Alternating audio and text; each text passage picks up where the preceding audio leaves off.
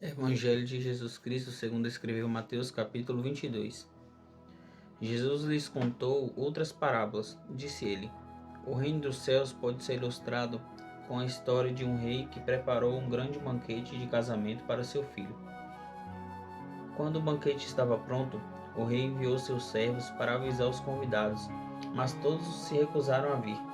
Então ele enviou outros servos para lhes dizer: Já preparei o banquete, os bois e os novilhos gordos foram abatidos, e tudo está pronto. Venham para a festa. Mas os convidados não lhes deram atenção e foram embora, um para sua fazenda, outro para seus negócios. Outros ainda agarraram os mensageiros, os insultaram e os mataram. O rei ficou furioso e enviou seu exército para destruir os assassinos e queimar a cidade deles. Disse a seus servos: O banquete de casamento está pronto, e meus convidados não são dignos dessa honra. Agora, saiam pelas esquinas e convidem todos que vocês encontrarem. Então os servos trouxeram todos que encontraram, tanto bons como maus, e o salão do banquete se encheu de convidados. Quando o rei entrou para recebê-los, notou um homem que não estava vestido de forma apropriada para o casamento. E perguntou-lhe: Amigo, como é que você se apresenta sem a roupa de casamento? O homem não teve o que responder. Então o rei disse: Amarrem-lhe as mãos e os pés e lancem-no para fora, na escuridão, onde haverá choro e ranger de dentes. Pois muitos são chamados, mas poucos são escolhidos.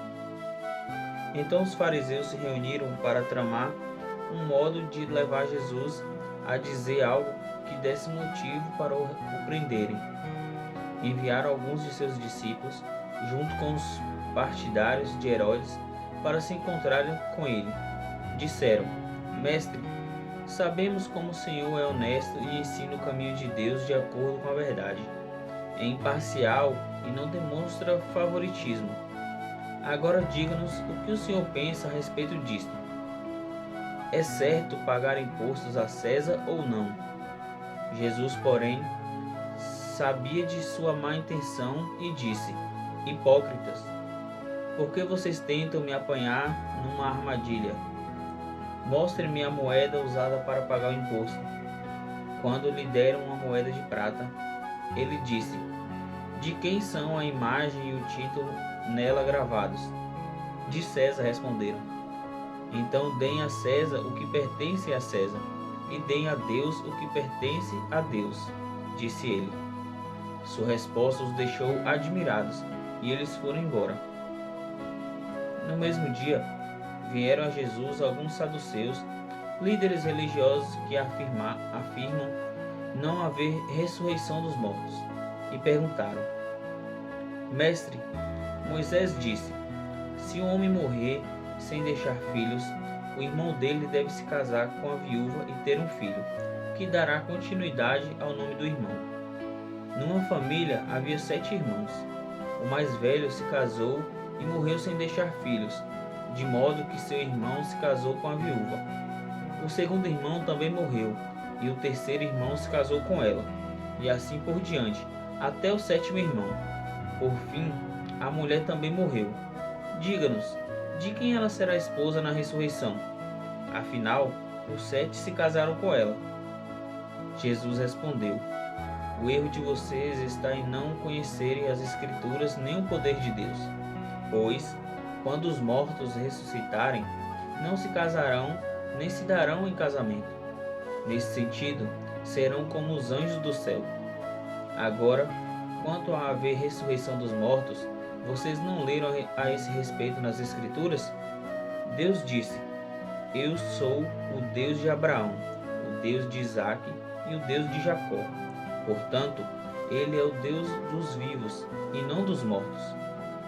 Quando as multidões o ouviram, ficaram admiradas com seu ensino. Sabendo os fariseus que Jesus tinha calado os saduceus com essa resposta, reuniram-se novamente para interrogá-lo. Um deles, especialista na lei, tentou apanhá-lo numa armadilha com a seguinte pergunta: Mestre, qual é o mandamento mais importante da lei de Moisés? Jesus respondeu: Ame o Senhor, seu Deus, de todo o seu coração, de toda a sua alma e de toda a sua mente. Este é o primeiro e o maior mandamento. O segundo é igualmente importante. Ame o seu próximo como a si mesmo. Toda a lei e todas as exigências dos profetas se baseiam nesses dois mandamentos. Então, rodeado pelos fariseus, Jesus lhes fez a seguinte pergunta: O que vocês pensam do Cristo? De quem ele é filho? Eles responderam: É filho de Davi. Jesus perguntou: Então por que Davi, falando por meio do Espírito, chama o Cristo de meu Senhor? Pois Davi disse: O Senhor disse ao meu Senhor: Sente-se no lugar de honra à minha direita, até que eu humilhe seus inimigos debaixo de seus pés. Portanto, se Davi chamou o Cristo de meu Senhor, como ele pode ser filho de Davi? Ninguém conseguiu responder, e depois disso, não se atreveram a lhe fazer mais perguntas.